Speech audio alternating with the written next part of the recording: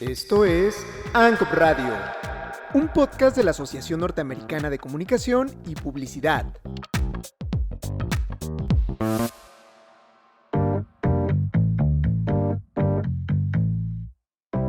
Muy bien, muchas gracias Fer por conectarte el día de hoy. Yo no voy a decir mi nombre porque esto lo vamos a subir sin nombre. Si alguien llega a reconocer la voz del que habla, me va a dar mucho gusto. Y si no la reconocen, en algún momento de la vida la conocerán. ¿Cómo estás, Fer? La verdad, muy bien, agradecido de que me hayas invitado a este nuevo proyecto. Así que bueno, vamos a darle. Bueno, estoy muy contento además porque este es el capítulo 1 de este nuevo proyecto. Y nos parece, audiencia, que el tema del día de hoy con el que estamos abriendo este podcast para ANCOP Radio es muy importante porque tenemos un eventazo la próxima semana, las elecciones presidenciales en este país. Este proceso electoral, Fer, es el proceso electoral más grande de la historia de México. Y precisamente al respecto, tú nos hiciste favor de desarrollar una investigación muy pertinente, muy ambiciosa. Platícanos qué encontraste. Pues mira, un poquito de estadística de qué es lo que significa este proceso electoral. Encontramos con los datos que arroja el INE ya como lista definitiva, como todo lo que ellos se encargan ya de hacer y transparentar para este magno evento, digámoslo así. Vamos a tener la oportunidad de elegir 19.823 cargos públicos. Estamos hablando casi 20,000 cargos públicos. Es impresionante. Entre esos cargos, lógicamente, destaca presidentes, senadores, diputados, presidentes municipales, regidores, un sinnúmero de cargos que es lo que vamos a tener posibilidad de elegir. Otro dato que me llama la atención es, me puse a investigar un poquito cómo estaba nuestro censo de población. 2020 dice que somos alrededor de 126 millones de mexicanos. Con la tasa de crecimiento que tenemos en los últimos 4 años, podemos decir que andamos entre 130 a 132 millones de mexicanos más o menos. Y nuestra lista nominal definitiva, la que tenemos a nivel nacional, fueron 98 millones de personas inscritas y ya autorizadas, 98.323.000 personas a nivel nacional. De todos los registrados a nivel internacional o fuera del país, nada más lograron el registro 187.388 electores. Eso significa, básicamente, que el 75% de la población tiene la capacidad de elegir quiénes serán nuestros nuevos gobernantes. Eso es lo que se traduce, ¿no? ¿Cómo ves? El 75% de la población tiene capacidad de elección. Así es. Bueno, a ver, está pasando una cosa muy interesante con la población de México. La primera cosa que está ocurriendo es que tenemos un bono poblacional grande de jóvenes, pero estamos a punto de perder ese bono poblacional. Es correcto. ¿Y qué significa esto para nosotros? Pues que la población mexicana está empezando a envejecer, por un lado. Y por otro lado, el hecho de que pensemos en un envejecimiento poblacional nos obliga a pensar en cuáles son las propuestas de los próximos, de las próximas presidentas, la próxima presidenta, ya sea la candidata Claudia Sheinbaum o la candidata Xóchitl Gálvez, qué es lo que vamos a estar viendo en sus propuestas para la educación, para el empleo, para los jóvenes, para el medio ambiente, en fin, una serie de cosas, pero sobre todo cómo vamos a estar trabajando el tema del envejecimiento poblacional. ¿Tú qué encontraste? Mira, en ese dato, por primera vez en el país, votarán alrededor de 6.6 millones de mexicanos. O sea, nuestra población joven, que va entre los 18 y 24 años, que son los que votarán por primera vez por un presidente, no necesariamente por primera vez, pero sí por un presidente, que es de las elecciones más importantes que nos toca hacer en este 2 de junio, son alrededor de 6.6 millones de mexicanos. Es un número muy pequeño comparado con otros años o con otros momentos electorales que ha vivido el país. Sin duda, eso nos refiere a que la población va envejeciendo, ¿no? Eso es lo primero que podemos destacar de esta información. Bueno, cuando hablamos de envejecimiento, nos estamos refiriendo a un fenómeno por el que pues todos esperamos poder pasar. Exacto. Pero también una población envejecida tiene necesidades diferentes. una población envejecida pues requiere servicios médicos, requiere servicios de salud diferenciados, también requiere acceso al empleo, porque no podemos hablar de una población envejecida en México que se pueda echar a dormir en sus últimos años. Desafortunadamente, pues no tenemos un sistema de pensiones que nos garantice que todos los adultos mayores del país tienen el acceso suficiente para tener una calidad de vida pues digna, ¿no? Más allá de los programas de apoyo social que hoy están al alcance de todos, que son constitucionales, ¿qué podemos esperar de la población que se envejece en este país, Fer? ¿Qué podemos esperar? Que esa población justamente de entrada haya hecho previsión de su vejez, lo cual definitivamente pues, está complicado para muchos. No somos un país que tengamos gran cultura de la previsión, ¿verdad? Al menos en términos económicos. El que tengamos esta población que pues está ya enfrentando el tema de la pensión, de los cuales muchos justamente están exigiendo el integrarse en los programas sociales o en esta pensión que no este gobierno, sino otros gobiernos se les ocurrió darle una pensión extra de 65 y más, de los viejitos, todo este tipo de cosas que ahora conocemos, que es una pensión esperada ya por muchos, es algo que ahora vemos. También nos pone en el entredicho de si ese voto va a ser realmente muy certero o va a ser realmente muy salido de la necesidad propia del ser, o simple y sencillamente es porque tienen el miedo de no perder esa pensión. A ver, Fer, tú hiciste un trabajo de comparación, ¿sí?, entre las propuestas de los 3 candidatos a la presidencia de la República en distintos temas. Uno de esos temas fue el tema de salud. Cuéntanos, ¿qué te encontraste?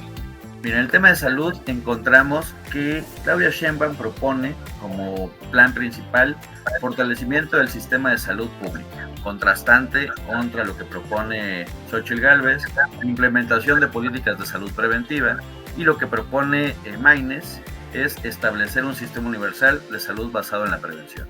Esos son como que los puntos importantes de su propuesta. La verdad es que hurgándole a las propuestas no son como que lo máximo que esperarías para este país, sobre todo que venimos de un punto donde hemos visto en los últimos 6 años que hemos perdido el sistema de salud que nos ha costado tener en las últimas décadas, ¿no? A ver, a mí me llama mucho la atención cómo podríamos fortalecer un sistema de salud pública que hoy por hoy no tiene abasto de determinados esquemas de medicación. Ya no voy a hablar solamente del cáncer, sino voy a hablar de otro tipo de enfermedades crónico-degenerativas y la accesibilidad a servicios de especialidad gerontológicos, por ejemplo. ¿Cómo fortalecemos eso? ¿No? Porque está muy bonito decir fortalezcámoslo. Yo estoy de acuerdo con fortalecer eso, pero yo me imagino que eso pasa por la necesidad de reconocer que la inversión se tiene que ejecutar en esos espacios. Y me llama mucho la atención porque en semanas pasadas el presidente reconoció que no se había ejecutado el presupuesto completo en materia de salud porque pues, se había transferido a los estados. ¿Tú qué opinas al respecto? La verdad es que es un tema muy complejo, que al final de cuentas vamos a tener que terminando politizando este asunto. Es un hecho que cada entidad tiene la obligación de ejercer su presupuesto. Es lo primero que tenemos que hacer. El presupuesto debemos de ejercerlo de una manera consciente y pensada. Lamentablemente hemos tenido en este sexenio que muchas entidades, específicamente los organismos que tienen que ver con el tema de salud, han tenido subejercicios increíbles, lo cual... Oye, a ver, para los que no somos doctos en la materia de la administración pública, ¿a qué nos referimos cuando decimos subejercicios? Cuéntanos, ¿qué es eso? Es el presupuesto que no gastó la entidad, o en este caso la dependencia, que tenía destinado para llevar a cabo un programa. Como ejemplo, tú dices en tu casa, yo tengo 1,000 pesos para gastarlos en el súper, ¿no? Resulta que tenías necesidad del súper, pero no los gastaste en súper, los gastaste en otra cosa o simplemente no los gastaste. Ese sería el ejemplo más simple. Y eso es lo que le está pasando al gobierno últimamente. no gasta en los rubros que debe de estar gastando el presupuesto. Oye, ¿y por qué no gasta? ¿Está ahorrando o cómo? O sea, Uy, son de los ahorros. Esa es como que la pregunta del $1,000,000. Y la verdad es que justamente deberían de estar generando ahorros. Hay que recordar que este gobierno ya gastó el ahorro generado por tres sexenios anteriores. En 3 sexenios anteriores, justo producto de todo ese ahorro, aquel dinero que no se ha gastado, que determinó el gobierno, esto no lo vamos a hacer, fue generando un fondo que es el fondo que lamentablemente se acabó en el 2019, que fue destinado a otros temas en este sexenio. Y la realidad es que la dependencia está obligada a gastar en lo que necesita. Para eso tienen un programa, tienen todo eso. A ver, yo te voy a hacer otra pregunta ahí rápida. Entonces, porque yo no he encontrado en la Secretaría de Salud subejercicios, porque fíjate que creo que se inventaron una figura donde la Secretaría de Hacienda les pide cada bimestre que reporten lo que van a subejercer para que entonces se los quite del gasto programado y entonces ya no tenemos subejercicio virtual. Explícame cómo está eso. Ay, Dios, sí es una pregunta complicada porque efectivamente es algo que está haciendo Hacienda hacia sus dependencias, ¿no? Los obliga sin obligar, vamos a decirlo así, ¿no? Para no entrar en detalles o en otro tipo de pensamientos que puedan desviar el objetivo de esta charla del día de hoy, pero sí es lo que están generando. Le están diciendo a las dependencias, a ver, mira, no gastas en esto, voy a estarte pues limitando el uso de tus recursos para lo que tenías programado. No significa que no lo necesita la dependencia. La dependencia por supuesto que lo necesita, pero le está dejando lo medianamente necesario. Nada. O sea, básicamente la Secretaría de Hacienda le está diciendo a la dependencia, te di 10 pesos para que te los gastaras en 10 meses de $1 cada mes, pero si no te lo gastas, yo te lo voy a recoger antes de que lo registres como subejercicio y entonces ya no me vas a tener que decir que tuviste subejercicio. ¿Entiendo bien o no? Así es. Oye, pues qué listos. Básicamente es como decirle a la esposa, al esposo, para que no se vea que no hiciste nada, te voy a quitar el dinero antes de que puedas caer en el supuesto de que no hiciste nada. Exacto, recordemos a Bartola. Bartola tienes tus 3 pesos, pero de esos 3 ya te estoy quitando uno, ¿no? Para que nada más te arregles con 2. Y entonces la Bartola va a decir, bueno, pues en realidad yo no he tenido nunca subejercicio, he hecho mi gastito como lo tenía que hacer y entonces cada vez menos claridad tenemos de lo que pasa con el dinero público. Exactamente, hay que acordarnos que es necesario que las dependencias ejerzan presupuesto porque cada año el que les asigne el nuevo presupuesto depende en la realidad de lo que realmente ejercieron. Entonces, si estás simulando que ese dinero te lo estás gastando, pues te están dando dinero de más, pero te está pasando que te lo van a final de cuentas a quitar de la misma forma, ¿no? Te están virtualizando el gasto, eso es lo que está pasando. Como estamos a punto de terminar, sí quisiera que pasemos por lo menos en la parte de salud. Quiero que por favor contrastemos lo que la candidata Claudia Sheinbaum y el candidato Maínez, así como la candidata Xóchitl Gálvez, están proponiendo. Para el tema de salud específicamente. Para el tema de salud específicamente. Ya hablamos de lo que Claudia está proponiendo, hablemos ahora de lo que Xóchitl está proponiendo. Dices tú que ella propone la implementación de políticas de salud preventiva, fortalecer la infraestructura hospitalaria en zonas rurales y ampliar los programas de vacunación y prevención de enfermedades. A mí me llama mucho la atención aquí el último punto, porque hasta donde yo recuerdo en este país teníamos un esquema de vacunación para todos los niños cuando nacían, una prueba que no recuerdo su nombre, pero a todos los chamaquitos cuando nacían les ponían sus vacunas, ¿no? A las 2 semanas de haber nacido. Y ahora resulta, me voy enterando que ya no hay. Bueno, cuéntame. Tenemos el tema de que bien conocemos que este gobierno ha cancelado la compra de vacunas donde ya teníamos erradicado el tema de varicela, sarampión, ese tipo de cosas, o ese tipo de enfermedades. El Tamiz se llamaba. Exacto, así, el tema de la prueba, ¿no? Ya lo teníamos erradicado y resulta que ahora no tenemos esas vacunas, es difícil, las tenemos que estar obteniendo de otra forma los padres de los menores, y resulta que eso nos está complicando. Contra las propuestas que está mandando Maynes, que era la pregunta, Maynes propone establecer un sistema universal de salud basado en la prevención, promoción de la salud mental y prevención de adicciones, incrementar el presupuesto destinado a la salud pública. Creo que de entrada es importante incrementar el presupuesto en salud, así como en educación, pero también es importante, es lo más importante, ejercerlo en lo que debe de ser y no falsear lo que estamos ejerciendo, ¿no? Esa es la parte más importante en cuestión del dinero, y sobre todo saber realmente en qué lo estamos gastando, porque está padrísimo el gasto, pero no te digo en qué.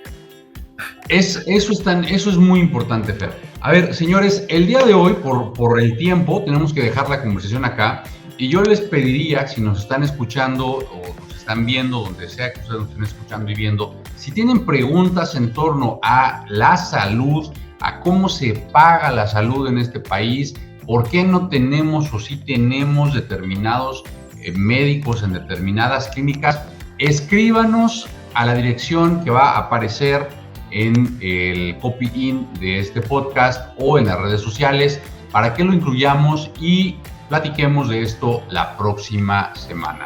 Recuerden que el voto es libre, es secreto, que estas son las elecciones más grandes de la historia, que estas son las elecciones que van a definir el tipo de país que queremos construir, hacia dónde queremos crecer como nación, y recuerden que las experiencias internacionales de uno y de otro sentido son grandes recordatorios de hacia dónde nos queremos dirigir. Fer, ¿quieres mandarle un mensaje a nuestro auditorio el día de hoy? De entrada, muchas gracias por la invitación, muchas gracias auditorio por escucharnos, y también no olviden votar. Si bien el voto es un derecho, también es una obligación. Nosotros somos los que tenemos el poder de decidir quién es el que nos va a gobernar, y una vez que hayamos decidido quién nos va a gobernar, exigirle que lo haga de la manera correcta. Eso es lo más importante. Recuerden, somos los que decidimos. Entonces, a votar este 2 de junio y ejerzamos nuestro derecho y hagamos de ello una obligación. Nos vemos en las urnas el próximo domingo. Hasta la próxima. Hasta la próxima. Adiós, amigos.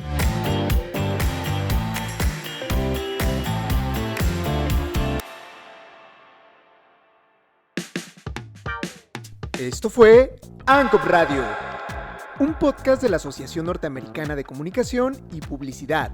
Síguenos para más contenido. No olvides compartirnos en tus redes sociales. Esto fue todo por hoy. Hasta la próxima.